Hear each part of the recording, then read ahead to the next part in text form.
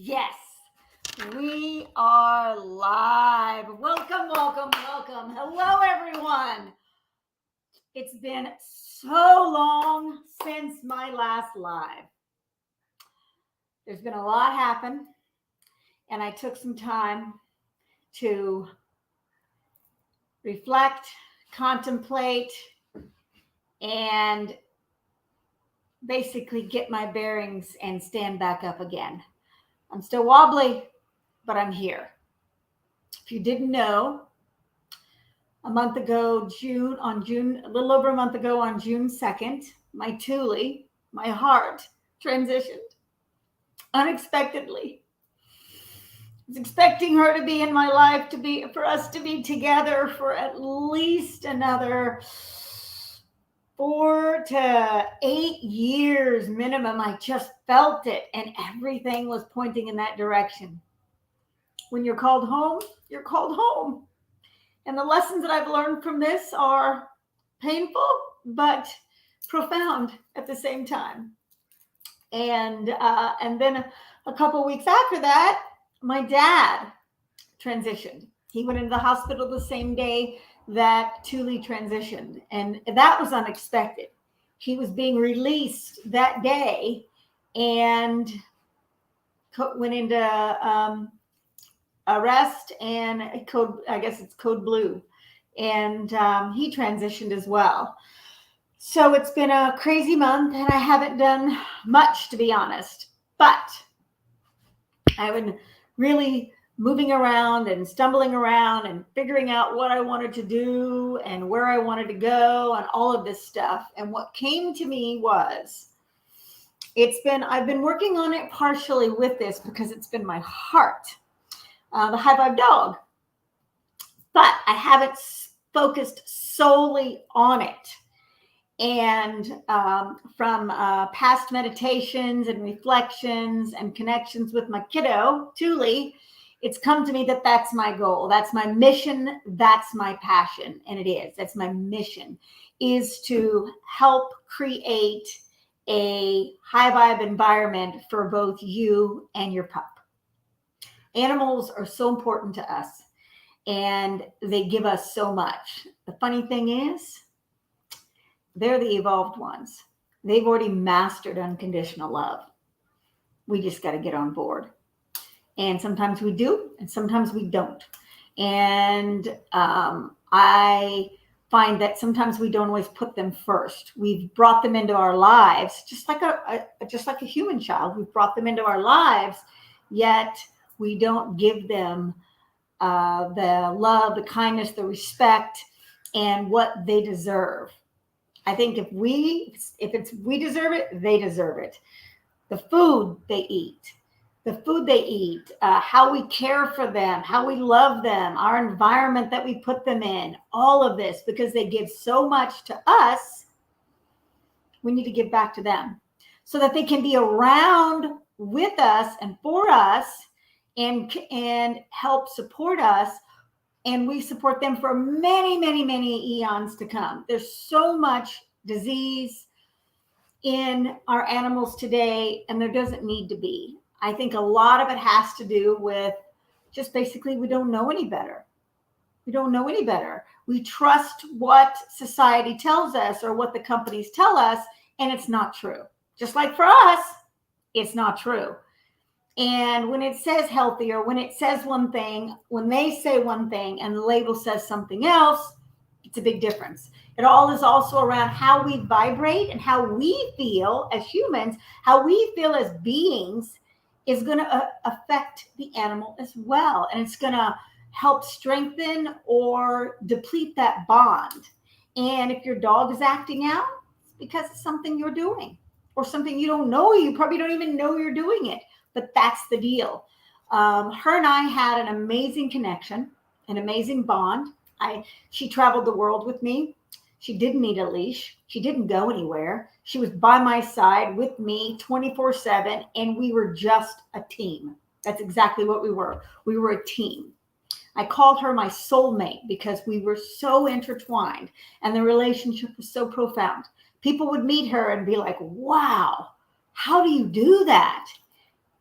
And it took working on myself and consistent working with her for that to happen. And it didn't happen overnight. And I learned along the way as well. But what I realized is there's some specific things that you can do every day on an ongoing basis that's going to fill your soul and fill you up, and the things you can do to help your pup and build that and strengthen that bond. And so that's me. I figured it out, and I'm all in, and I'm on a mission. And so this week, I've put together a full week of nothing but high vibe dog. High vibes for you and your dog. How to do things, what to do, how to strengthen that connection, things you can do inside, types of foods, you name it. Also, profound stories from other people that have had these same bonds with their animals and what it did for them, how it changed their lives, and how they built that bond. And so that's what we're going to talk about all week. I'm doing a live a day. I'm going to be doing at least 2 reels a day. It's in my stories. It's in my posts. There's going to be big posts every day going out and reels going out every single day, all week long. And I'm so excited for the first time in so long. I'm excited about something about doing this. It's been a tough time, and this is helping. And so today is day number 1. And what we're going to talk about today is elevating that bond between you. So I'm Creative Lisa, high vibing in from Long Beach, California. Let's get started. Have you wondered why your dog does the things they do? The mannerisms and the mood and all of this, or does your dog have constant itchy problems and all of these different things? There's so many reasons why they do the things they do. And it's our job to connect with them on a deeper level and figure it out. It's our job. They give us all of the tools and the information.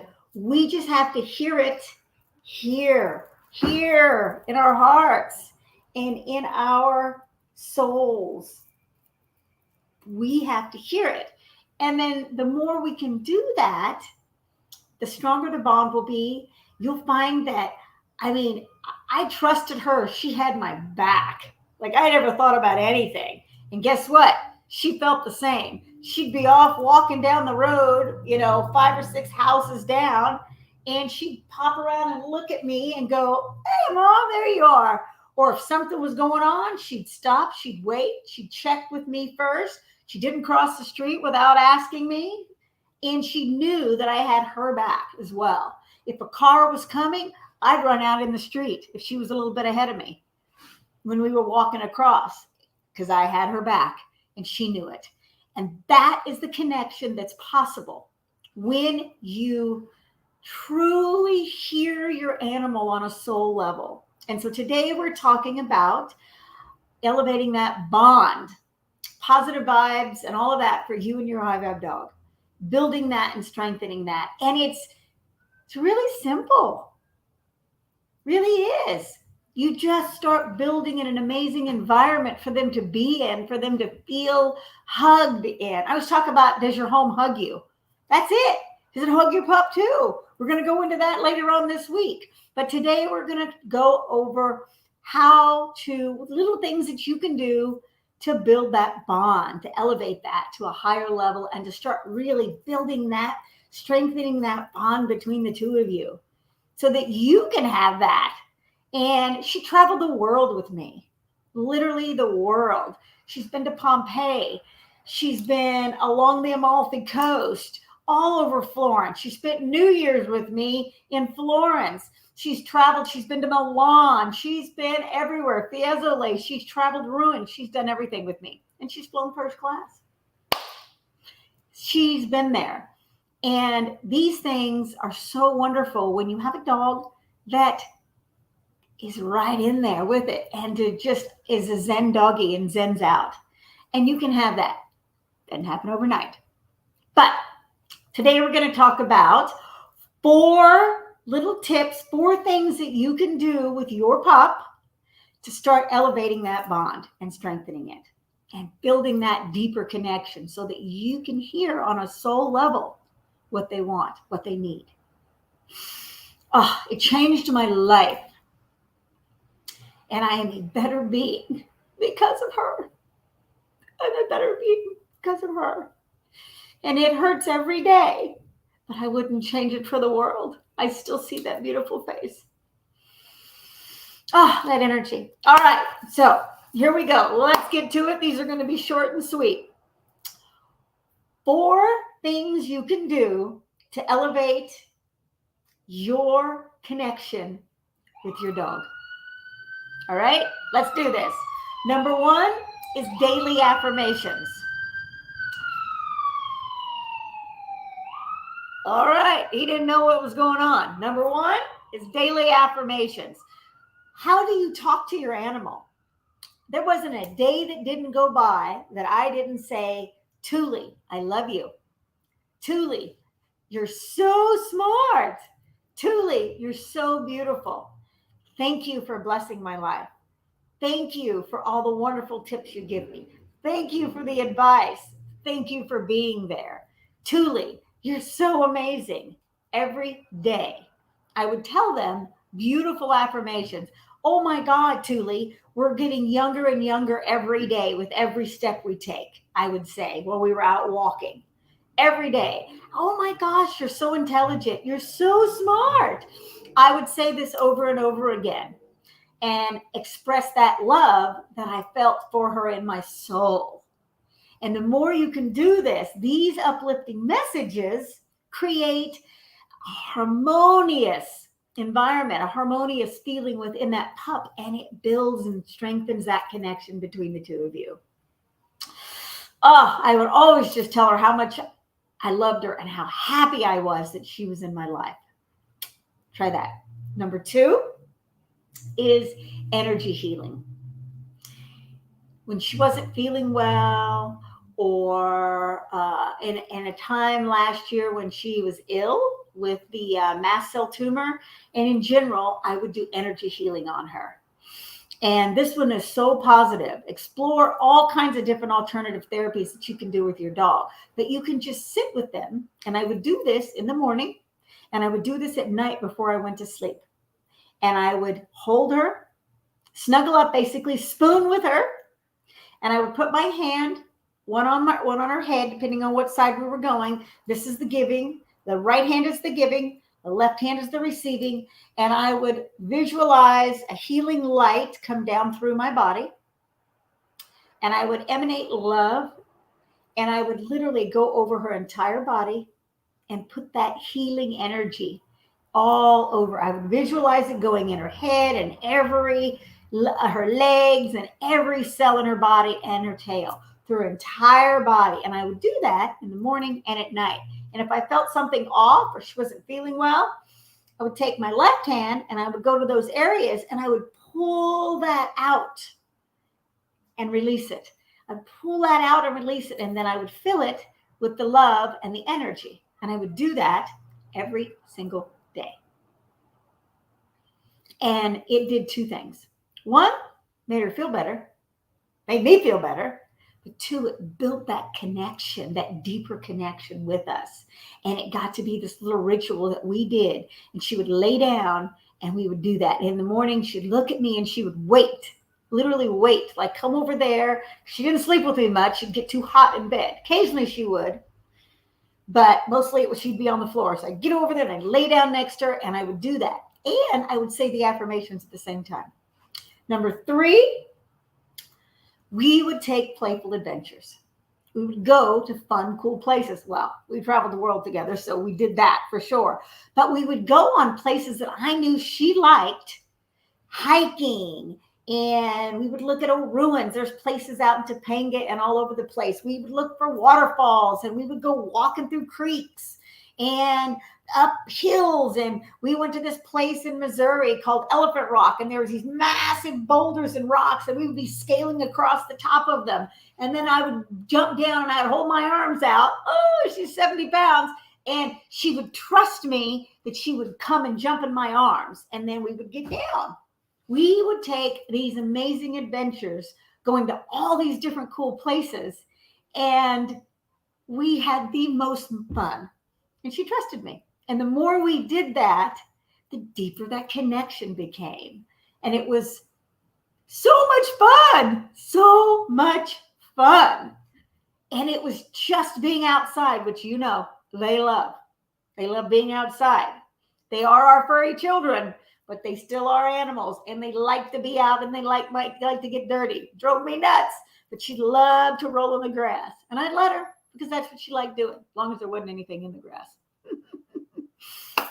So that's number 3. Check out other tips and different things in the stories this week also. Check them out, because I'm going to be posting lots of different stories and reels and all kinds of stuff. And if you know of anybody else that is looking for a way to build their connection with their pup, then share this with them and share my content with them. Now, this is a full long week, so make sure you put the notifications on and stay tuned, because I'm going to be doing so much. The more I go into this, the more my heart opens, and it makes me just sets me on fire. I'm so happy to be doing this, and I hope it helps. All right, one more, number 4. So number 4 is heart-centered training. This one's so important. When I got her, she was 6 weeks old, a little fluff ball. And because I wanted a female, and I'd seen her, and that was my kid, the lady that had the pups and the mom pulled her away. So she wasn't around a lot of people. So she was very apprehensive. And I didn't know this. Here's a little small tip for you. When you are getting a pup, make sure that they are at least minimum, and I mean bare minimum, 8 weeks, preferably 12 weeks old before you get them. They need that time with their mother and their siblings to build that relationship, to build that their confidence, and the mom teaches them so much in that time frame that we as humans can't do. Their mother does that. And then once they have that foundation, they're much more solid in the beginning. Well, I didn't know that when I got her, and I got her at 6 weeks. And so she was very apprehensive and fearful. So I wanted to give her the best life possible. So I contacted this lovely man named Paul Owens, Raised with Praise, and I researched about him, and he was amazing. How he raised animals and how he trained them was just so beautiful that it was completely heart-centered, and it was totally something that I resonated with. So I hired him. He came over to my house, and he did an assessment and told me what I needed to do to be able to build that confidence and that foundation for her, since her own mother didn't. She was pulled away too soon. So he trained me and taught me what to do around the house and how to do it so that she wouldn't be fearful of the vacuum, of fireworks, of people, of loud noises, of just things going on all the time, that she just wouldn't be fearful of it. And so I constantly worked with her. I did training with him, and then I also took some of his classes as well. And we taught that, and I worked with her daily, and I wove this into the adventures that we would take. We would stand out, and I started very young at training her not to be on a leash. And I trained her this way. I would take her into my garage. I lived in an apartment building, and it was all walled in on all sides, big garage. And I just let her go. And I would work with her in the garage one-on-one, and she always stuck with me. And then we would go outside, and we worked on this one area that was a big high embankment on one side, and then it went down, and then it was a fence on the other side that went along the LA River. And it was this woodsy area, and it was huge. And I trained her in Italian. Her commands were in Italian. I trained her with hand signals so she could see me at a distance, even if she couldn't hear me, even though their ears are super, super strong. I did these and I worked with her every single day, nonstop. And I trained her from a distance of about probably 50 to 100 yards, maybe. I mean, far off. And I could do things. And then she would come to me and we would work for hours. But guess what? That time paid off. It built a connection and the bond between us. It built trust between us.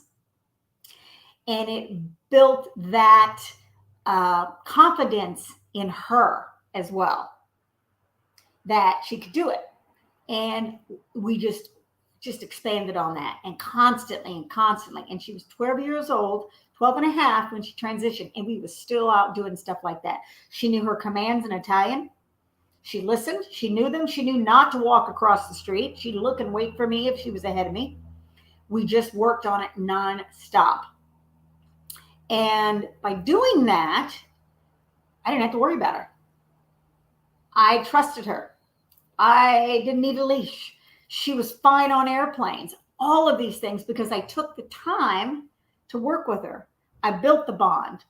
I helped her with her confidence. And I made it fun. That's what it's all about.